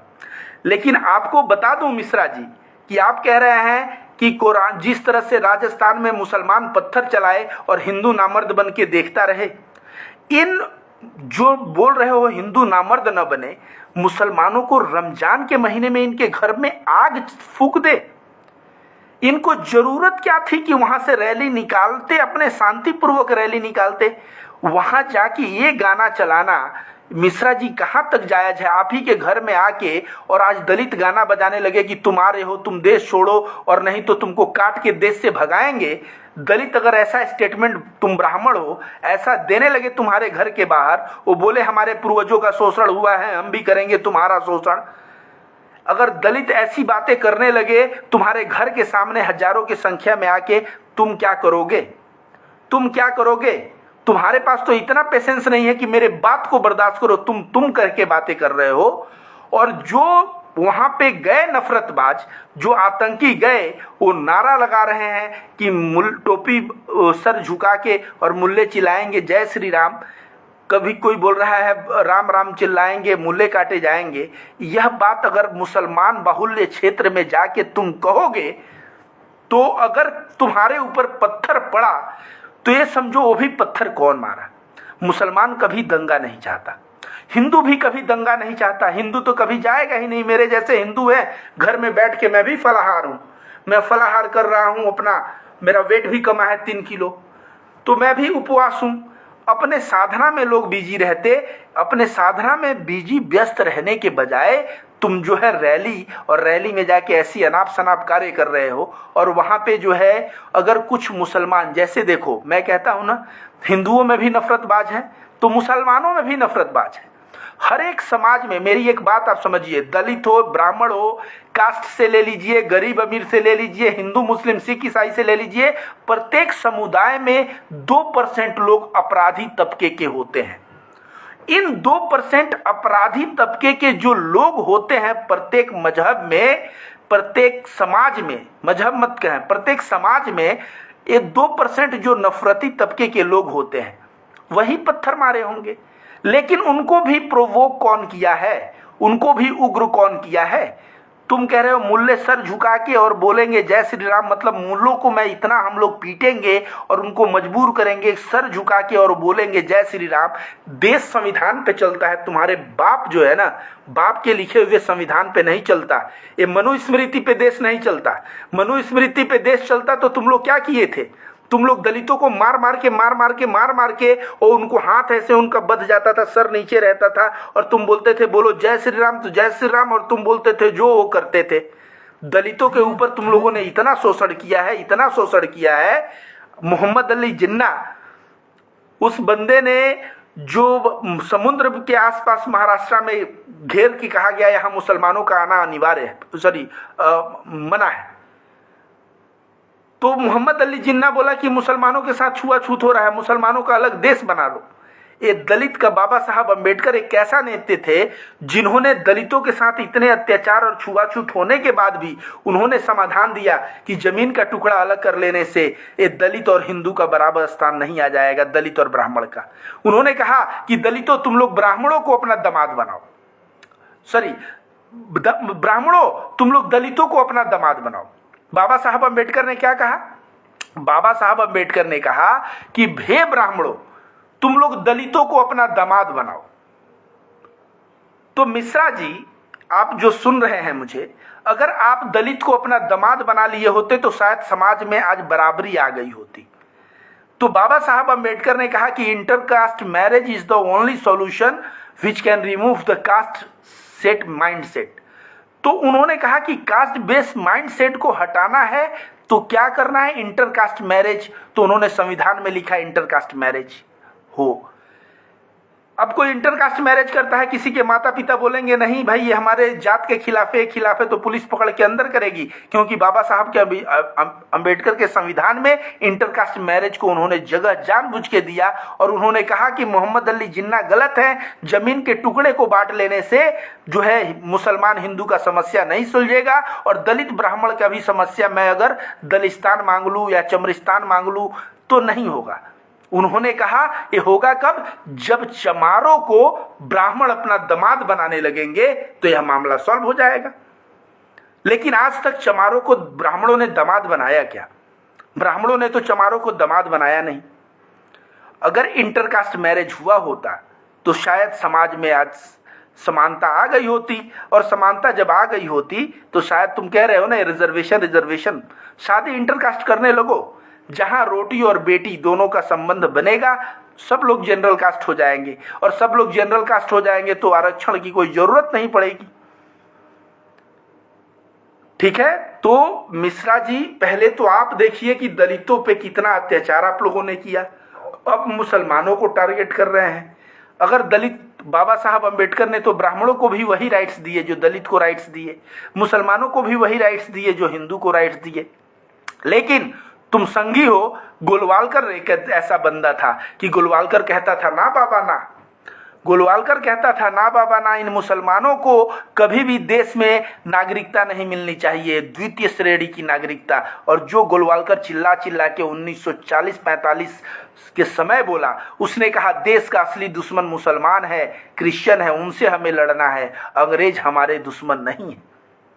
जो गोलवालकर यह बात बोला कि मुसलमानों को नागरिकता, आज सीए एनआरसी जैसा कानून बना के मुसलमानों को 2ym दर्जे की नागरिकता की तैयारी कहीं ना कहीं शुरू कर दिया गया है। लेकिन बाबा साहब का संविधान है जो बचा के इसको अभी भी रखा है। क्योंकि वो संघीय ढांचा, वो बोले थे भारत जो है कई राज्यों का संघ है, तो राज्य जो है बहुत सारे राज्य उसको लागू ही नहीं कर रहे हैं, जैसे ममता बनर्जी, अरविंद केजरीवाल, तमाम लोग कह दिए नो सीए नो एनआरसी। तो बाबा साहब ने इतना तो प्रावधान बना के गए ही हैं कि तुम लोग लाख नौटंकी कर लो, तुम्हारे नौटंकी से कुछ होने जाने वाला नहीं है। आपको बता दूं दोस्तों, सावरकर एक गाय को जानवर बोला है। अगर सावरकर संघी एक गाय को जानवर बोला है गोमूत्र पीना, ये सबकी बुराई किया है, इसको लेके मैं अंधभक्तों को बताऊंगा कि तुम लोगों देखो वो खुद किस विचार का था, तुम लोगों से गोमूत्र पिलवा रहा है और गोबर खिलवा रहा है।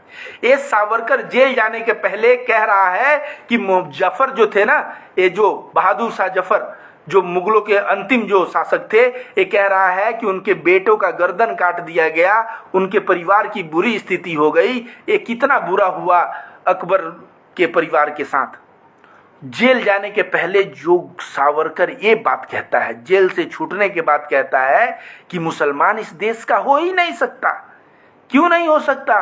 क्योंकि वो नमाज जो है ना मक्का की तरफ मुंह करके पढ़ता है और भारत में रहे और मक्का का गुण गाए। ऐसे जगह मुसलमान नहीं रह सकता। और ये सावरकर की बात से हिंदू मुस्लिम तभी शुरू हुआ। आपको बता दें, भगत सिंह एक बार लाला लाजपत राय को भी उल्टा सीधा बोल दिया था। क्यों बोला था पता है? क्योंकि लाला लाजपत राय संघी हो गए थे, वो पाकिस्तान का नक्शा बना दिए थे। सोचिए 1926 में पाकिस्तान का नक्शा बना दिए थे कि ये सिंध प्रांत और ये बंगाल का ये प्रांत जो है पाकिस्तान का नक्शा होगा। इसी पे भगत सिंह जो बोल दिए लाला लाजपत राय को कि ये जो है फालतू वाला, ये जो है सांप्रदायिक मानसिकता के व्यक्ति हो गए। आज मैं लाला लाजपत राय को गाली देता हूं तो लोग कहते हैं वो तो शहीद हो गए थे सर पे अंग्रेजों से लाठी खा के, लेकिन वो बंदा नफरती था। ये भगत सिंह भी बोल के गए हैं। तो ये सावरकर जब निकलता है और सावरकर बोलता है मुसलमान, आज क्या होता है, हम लोग क्या हिंदू लोग क्या कहते हैं, जहां मुसलमान रहता है ना उस एरिया को मिनी पाकिस्तान कहा जाता है। कहा जाता है ये मिनी पाकिस्तान है। कहा जाता है कि ये रहता है भारत में लेकिन गाता पाकिस्तान का है। एग्जाम्पल क्रिकेट ले लो, अफरीदी ये सबका फैन होते हैं, पाकिस्तान का सपोर्ट करते हैं, हिंदुस्तान में खाते हैं गाते हैं पाकिस्तान का।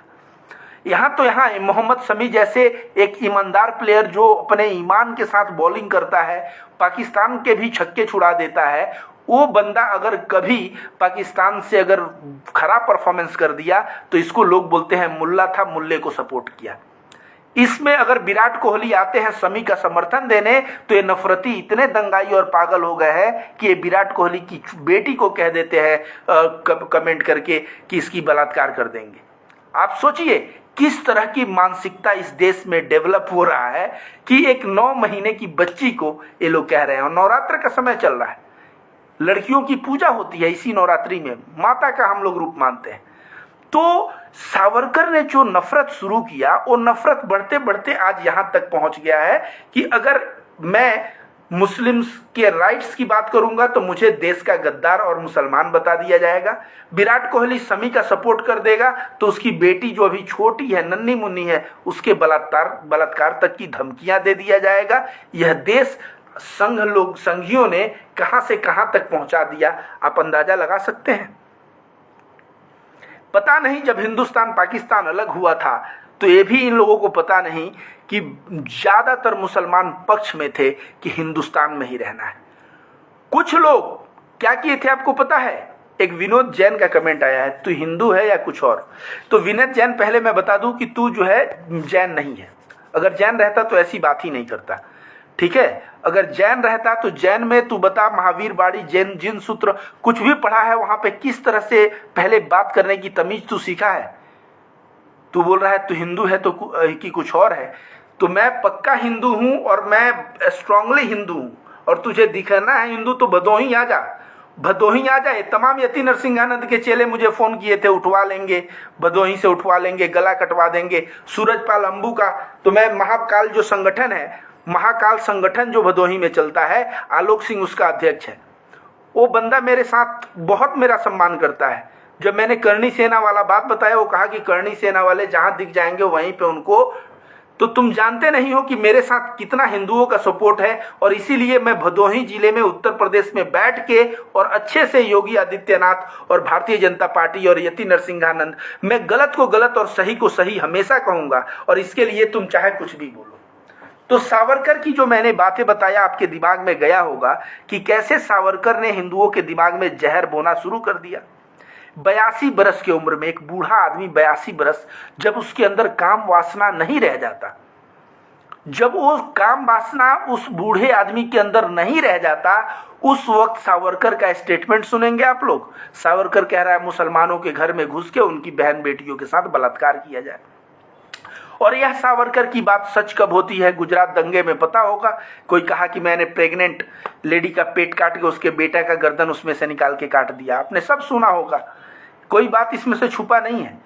तो सावरकर जो बात कहता था, गोलवालकर जो बात कहते थे, 70-80 वर्ष पहले इस बात को हम लोगों ने बहुत हल्के में लिया और हम हिंदुओं ने सोचा कि ये भारत भाईचारे का देश है, इसमें ये चीज नहीं हो सकता। 2004 तक भारत में अगर देखा जाए तो मनमोहन सिंह एक सिख और अब्दुल कलाम एक मुसलमान, ये राष्ट्रपति प्राइम मिनिस्टर रहते हैं। 80% हिंदुओं के देश में सिख और मुसलमान प्रधानमंत्री और राष्ट्रपति के पद पे रहते हैं। यह मामला मात्र 2014 से लेके और आज 22 है, 7 साल में यह मामला इतना खराब हो गया है, इतना खराब हो गया है, इसका कोई भी जो है इसका कोई हद नहीं। तो कमेंट्स बहुत सारे आ रहे हैं दोस्तों, आप लोगों से इंटरेक्शन करने में मुझे भी अच्छा लग रहा है। एक भाई ने मुझे दिल भेजा है, तो आप लोग कमेंट करते रहिए दोस्तों, कमेंट करते रहिए, वीडियो को शेयर करते रहिए, मैं आप लोगों के बातों को भी जवाब दूंगा। तो इन लोगों को मैं बता दूं कि भाई समझो, जब भारत पाकिस्तान अलग हुआ तो बहुत सारे मुस्लिम लीग के नेता चाहते थे कि भाई सब लोग चाहे, याद रखिए पाकिस्तान एक ऐसा देश था जो बना नहीं था, लेकिन उस देश की भक्ति इस देश में थी। जो मुस्लिम लीग के लोग थे, वो कहा जाता है देशभक्ति बिना देश के, देश बना नहीं था फिर भी वो लोग पाकिस्तान की भक्ति में माहिर थे। और जब मुस्लिम लोग जाने लगे पाकिस्तान, तो आपको पता है मुस्लिम लोग के बहुत सारे परिवार में ऐसे लोग हैं जो परिवार वालों ने कहा मैं इंडिया में ही रहूंगा, और वो जुड़ा हुआ था तो बंदा जो है अकेले चला गया। अब एक नवयुवक वहां अकेले गया, पाकिस्तान में शादी किया, वहां घर बसाया, आज भी वो इंटरव्यू दे के बताया इंदौर में मेरे परिवार वाले रहते हैं। तो सोचिए, उनके परिवार वालों ने नकारा, किसको नकारा? मुस्लिम लीग के लोगों की मेंटलिटी को। वो कहा कि नहीं, हम पाकिस्तान नहीं जाएंगे। आपको बता दें कि कुछ लोग मिसलीड होकर जो पाकिस्तान चले गए थे, आपको इतिहास पढ़िए तो पता चलेगा कि वे लोग पाकिस्तान में रह के भारत के प्रति प्रेम करते थे। और क्यों करते थे, इसके पीछे कारण है। वे कहते थे कि वहां मेरे वालिद का कब्र है, और अपने वालिद के कब्र मतलब अपने पिता के कब्र, अपने माता के कब्र, अपने दादाजी के कब्र के दर्शन करने के लिए वे लोग भारत सरकार से वीजा मांगे। और भारत सरकार ने आपसी संबंध खराब होने की वजह से भारत पाकिस्तान का वीजा नहीं दिया, और वे लोग रोते गिड़गिड़ाते अपने वालिद और अपने माता, अपने दादाओं के कब्र को देखने का आशा लिए वे लोग भी काल के गाल में समा गए और कब्र में चले गए। आपको बता दें कि बहादुर शाह जफर के बारे में जब मैं पढ़ रहा था तो पढ़ा कि बहादुर शाह जफर और उनकी जो बेगम जो थी, ये दोनों लोग मिलके जब स्वतंत्रता की लड़ाई लड़े, तो इसमें तात्या टोपे, नाना साहब, झांसी की रानी लक्ष्मीबाई, ये सब लोग जो है सपोर्ट कर रहे थे बहादुर शाह जफर को। सोचिए, एक मुसलमान देश को नेतृत्व दे रहा था, सारे छोटे छोटे हिंदू राजा उसके सपोर्ट में लड़ाई लड़ रहे थे। जब बहादुर शाह जफर हार गया तो आपको बता दें उसको रंगून को जेल में ले जाके बंद कर दिया गया। और रंगून के जेल में तो मैं आपको बता दूं कि वहां की वो स्थिति बताए कितने खराब स्थिति में एक राजा को रखा गया था। इसके बाद उनके 2 बेटे और एक नवासे मतलब एक पोते का, तीनों का जो है सर लाके और रख दिया गया। सर किस में लाके रखा गया? थाली में लाके रख दिया गया। तो आपको बता दूं कि बहादुर शाह जफर के बच्चों का देखिए इंटरनेट कनेक्शन फिर काटा गया, फिर मतलब कमजोर हो गया, पता नहीं क्यों कमजोर हो रहा है। तो गर्दन जब उनके बेटों का ला के अंग्रेजों ने रखा तो अंग्रेज अधिकारी बहुत जलते थे, मुगलों से। क्यों जलते थे? क्योंकि मुगलों ने कहा कि भले अंग्रेज हो, अपने घर के हो, तुम्हें जो है मुगल के राजाओं को इज्जत देना पड़ेगा और कुछ न कुछ थाली में सोने चांदी जवाहरात इनको पेश करना पड़ेगा। अंग्रेज इस बात को गुस्सा लेके अंग्रेज जो है वो गर्दन पेश किया, बहादुर शाह जफर के बच्चों का गर्दन पेश किया। और जब बहादुर शाह जफर के बच्चों का गर्दन देखे जब बहादुर शाह, तो उनके दिल में इतना दुख हुआ वो डिप्रेशन में चले गए। और अंग्रेज तब कहता है, क्या कहता है पता है? दम दमे में दम नहीं, अब खैर मांगो जान की, ए जफर अब शांत हुई ठंड हुई तलवार हिंदुस्तान की। क्या कहता है अंग्रेज? कहता है दम दमे में दम नहीं, अब खैर मांगो जान की, ए जफर अब ठंड हुई तलवार हिंदुस्तान की। यह अंग्रेज अधिकारी कहता है। बहादुर शाह जफर 2 दिन बाद जब डिप्रेशन से निकलते हैं तो उसका जवाब लिखते हैं। क्या लिखते हैं पता है? गाजियों में बू रहेगी जब तलक ईमान की, गाजियों में बू रहेगी जब तलक ईमान की, तख्त लंदन तक चलेगी तलवार हिंदुस्तान की। तो बहादुर शाह जफर ने इस तरह की बातें की। आप सोचिए, देशभक्ति का ये लोग चंद गद्दार अंग्रेजों के पिल्लों के जो नाजायज औलाद हैं, अंग्रेजों के पिल्ले, इस संघियों के जो नाजायज औलाद हैं, आज ये देशभक्ति का सर्टिफिकेट मांग रहे हैं और देशभक्ति बोल रहे हैं कि मुसलमान देशभक्त नहीं था। टीपू सुल्तान की जिंदगी पढ़ो, टीपू सुल्तान की जिंदगी अगर पढ़ोगे तो भी पता चलेगा वो चाहता तो मौत और जिंदगी में जिंदगी को चुन लेता, लेकिन उसने क्या कहा कि गुलामी की 1 दिन की जिंदगी से गुलामी की 1000 दिन की जिंदगी आज़ादी की 1 दिन की जिंदगी से कम है। उस बंदे ने कहा कि गीदड़ के 100 साल की जिंदगी से बेहतर है शेर की 1 दिन की जिंदगी। ये था टीपू सुल्तान का स्टेटमेंट। अगर टीपू सुल्तान जो है समझौते कर लिया होता, अंग्रेजों से संधियां कर लिया होता, राजा बन के बैठा होता, बस अंग्रेजों का तलवा चाटना पड़ता, लेकिन टीपू सुल्तान ने तलवा नहीं चाटा। आप देखेंगे तमाम कई राजा, मराठे जो यहाँ तक जो थे, वे लोग अंग्रेजों के साथ समझौता कर लिए थे। तो आप सभी को मैं बता दूं दोस्तों, ये लोग जो अंग्रेजों के पिल्ले हैं, उन अंग्रेजों के पिल्ले जो देश आज़ाद हुआ तो सब लोग जश्न मना रहे थे, ये लोग दुखी में थे। क्यों दुख में थे पता है? क्योंकि भारत देश एक लोकतांत्रिक देश हो गया था। ये लोग हिंदू राष्ट्र बनाना चाहते थे, और हिंदू राष्ट्र से जब ये लोकतांत्रिक हो गया, उसके बाद इसके ये लोग भगवा को झंडा बनाना चाहते थे, लेकिन 3 कलर का झंडा हो गया। तो उस वक्त का स्टेटमेंट है संघ का, क्या स्टेटमेंट है पता है? 3 टिकट महाविकट, 3 रंग अशुभ होता है, 3 रंग अशुभ होता है। इस तरह का अंधविश्वास से भरे हुए बयानबाजी यही गोलवालकर और सावरकर ये सब दिया करते थे। ये बोलते हैं 3, ये बताओ 3 बेटे किसी को होते हैं तो तीनों बेटे अशुभ हो जाते हैं। ये क्या अशुभ और शुभ, क्या अशुभ और शुभ? तो ये कहे कि 3, क्योंकि इसमें एक हरा रंग था, एक जो है सफेद रंग था, इनको भगवा ही चाहिए था, तो भगवा रंग केवल एक ही था। अब तुमको बता दूं भाई कि ये जो भगवा रंग हम पहने हैं, ये भगवा रंग का मतलब ये नहीं कि इसके पहनने के बाद आतंकवादी बन जाओ, पहनने के बाद नरसंहार और गोली और बार इस सब की बातें करो। ये भगवा रंग क्या है पता है? विस्फोटक कलर है। और विस्फोटक मतलब जब आप पटाखे फोड़ते हैं ना, तो जब फटता है तो रंग जो आता है उसमें भगवा रंग आता है। तो कहा गया है कि आप अपने बुराइयों का आप भगवा रंग पहनिए, ध्यान साधना करिए, आप आपके अंदर ऐसा विस्फोट होना चाहिए कि आप अपने बुराइयों को त्याग दीजिए। और बुराई मतलब क्या त्याग दीजिए? आप अपने अंदर गुस्सा, आपके अंदर लालच, बेईमानी, इन सारे चीज़ों को त्याग दीजिए। तो भगवा रंग एक त्याग का कलर है।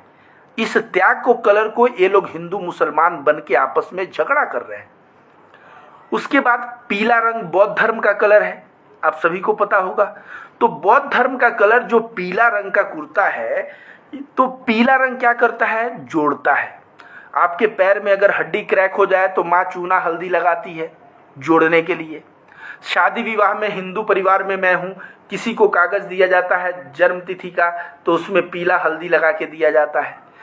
पीला लड़की का साड़ी रहता है, नया नया शादी होता है, तो पीला कलर जोड़ता है, इसलिए भगवान बुद्ध ने पीला कलर को चुना। अब इनको हरा कलर से नफरत है। हरा कलर से इसलिए नफरत है क्योंकि वह इस्लामिक कलर है, लेकिन मजहब में कोई कलर का कोई मजहब थोड़ी ना होता है। आप बताइए, बुद्ध जो है किस तरफ भागे? जंगल की तरफ। महावीर जो है जब संन्यास्त हुए किस तरफ भागे? जंगल की तरफ। जंगल में क्या रहता है दोस्तों? जंगल में हरियाली ही तो रहता है, और जब हरियाली के अंदर व्यक्ति बैठता है तो उसका दिमाग शांत होता है। जी हाँ, हरा कलर आपको शांति देता है, और इसीलिए इस्लाम धर्म का भी शांति का धर्म माना जाता है। तो ये जो हरे रंग का महत्व तो आप जानते नहीं हो, हरे रंग का महत्व जानते नहीं हो, भगवा का जानते नहीं हो, पीला का जानते नहीं हो, बस मुंह खोलोगे और बोलोगे, मुंह खोलोगे और बोलोगे। सफ़ेद रंग का महत्व जानते हो? हिंदू धर्म में सफ़ेद रंग का बहुत महत्व है। जो परमहंस स्वामी होते हैं हिंदू धर्म में, सन्यासियों में सबसे ऊंचे सन्यासी सफ़ेद रंग का यूज़ करते हैं। ईसाइयों में सफ़ेद रंग यूज होता है, मुसलमान ज़्यादातर सफ़ेद कुर्ता पहनते नजर आते हैं, जैन धर्म का पवित्र कलर सफ़ेद रंग है। तो सफ़ेद रंग का भी इम्पोर्टेंस है, उसके अंदर कोई बुराई नहीं रहती। सफ़ेद रंग जो है सारी अच्छाइयों को लेता है, तो इस तरह से सारी चीज़ों को रिफ्लेक्ट कर देता है। तो इस तरह से रंग का महत्व पता नहीं, लोगों ने तिरंगे का विरोध करके बोला कि ये तिरंगा नहीं होना चाहिए। तो मैं बोलने लगूं तो दोस्तों बातें बहुत है। अब मैं चाहता हूं कि मुझे जितने लोग देख रहे हैं कमेंट करिए, सवाल पूछिए, और यति नरसिंहानंद और इन सब का क्या होना चाहिए? इनको जेल में भेजना चाहिए, गिरफ्तारी होनी चाहिए, या आप लोग अपना मत क्या देना चाहते हैं दीजिए। आप लोगों के मत को मैं एक बार पढ़ दूं। बहुत सारे कमेंट्स आ रहे हैं दोस्तों। एक भाई ने थंब भेजा है, हमारे देश का श्रीलंका से बुरा हाल आने वाला है। ये जो भाई लिखे हैं इनको मैं कहूँगा समय आ चुका है। भारत में श्रीलंका से बुरी स्थिति है, बस फ़र्क सिर्फ इतना है कि भारत के लोग जो है सड़क पे नहीं उतरे हैं, शांति से गम पी के भूखे रह के ज़िंदगी गुजार लेते हैं। श्रीलंका में लोग जो है सब्र का बांध टूट पड़ा है और लोग सड़क पे आ गए। तो ये कहना कि श्रीलंका का हश्र होगा, वो हश्र हो चुका है, बस उस हश्र वो दिख नहीं रहा है। एक भाई ने ऐसे थंब भेजा है, एक भाई ने फिर दूसरा थंब भेजा। तो लगातार आप लोगों के कमेंट्स आ रहे हैं, कमेंट्स करिए दोस्तों, मैं आप लोगों के कमेंट्स को पढ़ूंगा। बहुत सारे कमेंट्स आ रहे हैं, और भी कमेंट्स आप लोग करते रहिए।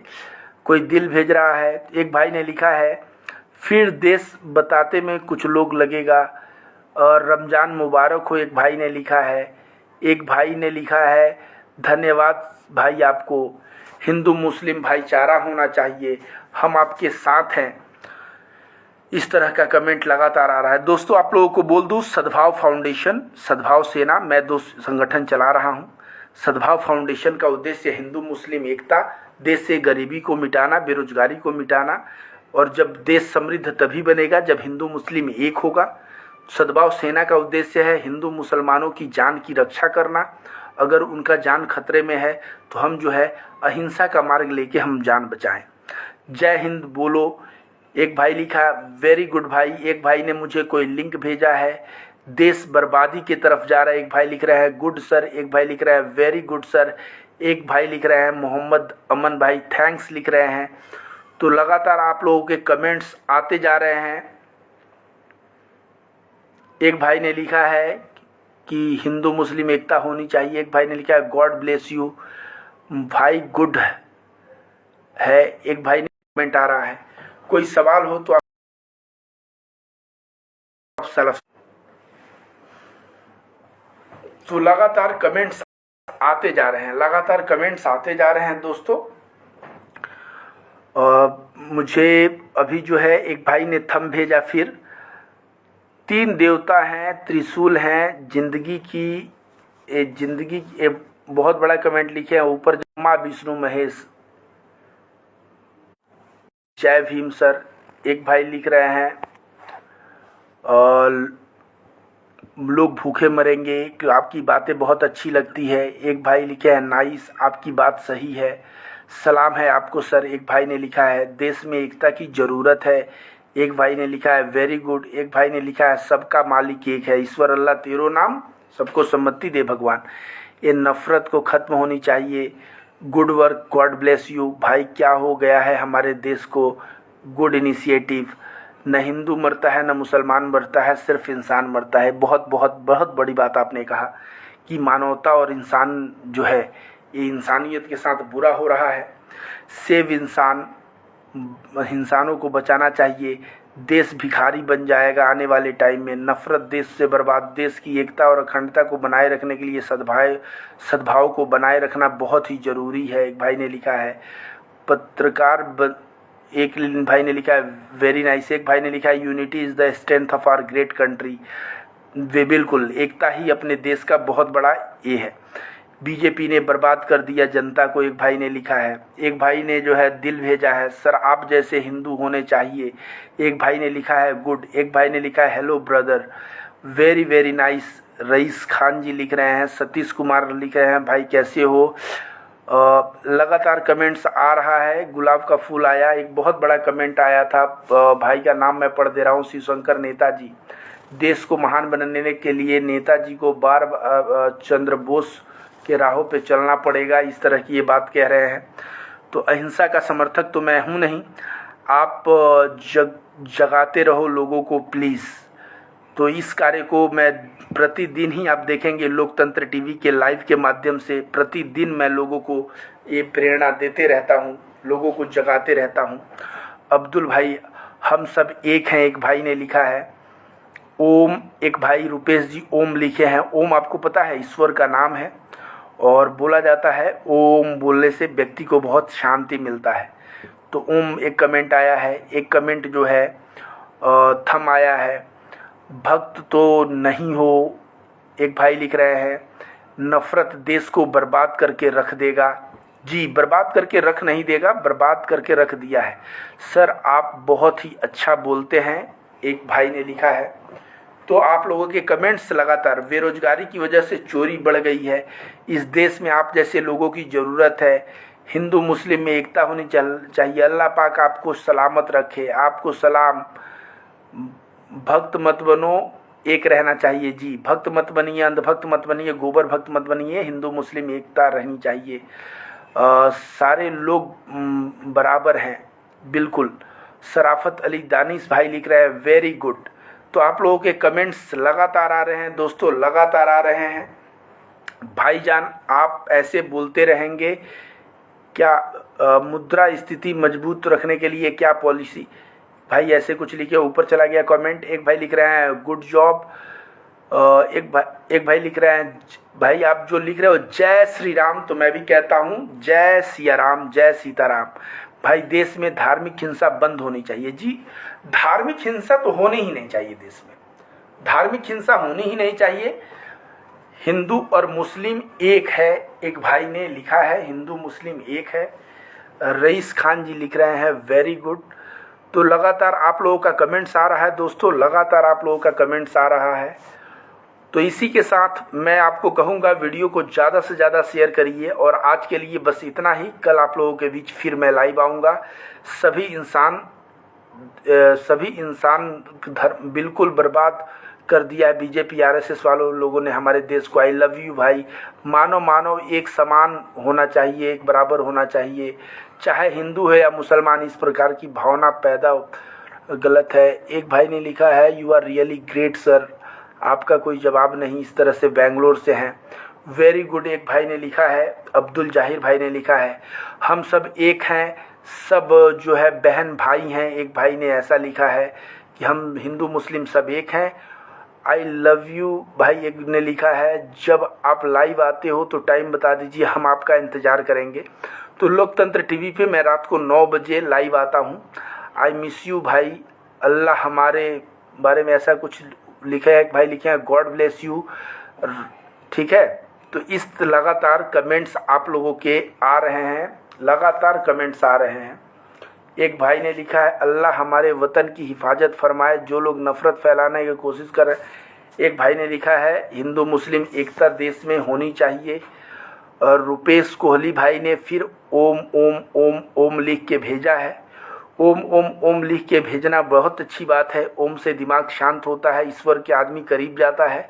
लेकिन जो साइड में आपने आरएसएस लिखा है, आरएसएस की विचारधारा देश को विचार पंगु बनाने की विचारधारा है। इस बात को आपको अपने दिमाग में रखना होगा। तो दोस्तों बहुत बहुत धन्यवाद आप लोगों का, बहुत बहुत धन्यवाद, बहुत बहुत धन्यवाद। एक सैयद कलीम भाई ने लिखा है नाइस। तो बहुत बहुत धन्यवाद दोस्तों। मैं लोकतंत्र टीवी के इस पेज पे लाइव आते रहता हूँ। इस पेज को लाइक कर दीजिए। आप जब इस पेज को लाइक कर देंगे तो नोटिफिकेशन जाता रहेगा, ठीक है, और नोटिफिकेशन जाता रहेगा तो आप भी जो है फ्यूचर में ये होगा, ठीक है। आप जैसे भाई रहेगा तो बाल बांका नहीं कर सकता। आप कमेंट पढ़ते हो, बहुत ही अच्छा लगता है। इस प्रकार की भावना पैदा करने वाले शैतान हो सकते हैं, हिंदू मुसलमान नहीं, बिल्कुल शैतान। और रमजान का महीना चल रहा है, नवरात्रि का महीना कहा जाता है, शैतान को बांध के ना रखा जाता है इसमें। आमीन आमीन आमीन। Good bye, good night. Hindu मुस्लिम मिल के रहना होगा। पॉलिटिक्स ऐसे इंसानियत से बड़ा कोई धर्म नहीं है। ग्रेट हो आप, इस ऐसे भाई ने लिखा है। Good, thank you very much. आप लोगों से फिर मुलाकात होगी। बहुत बहुत धन्यवाद।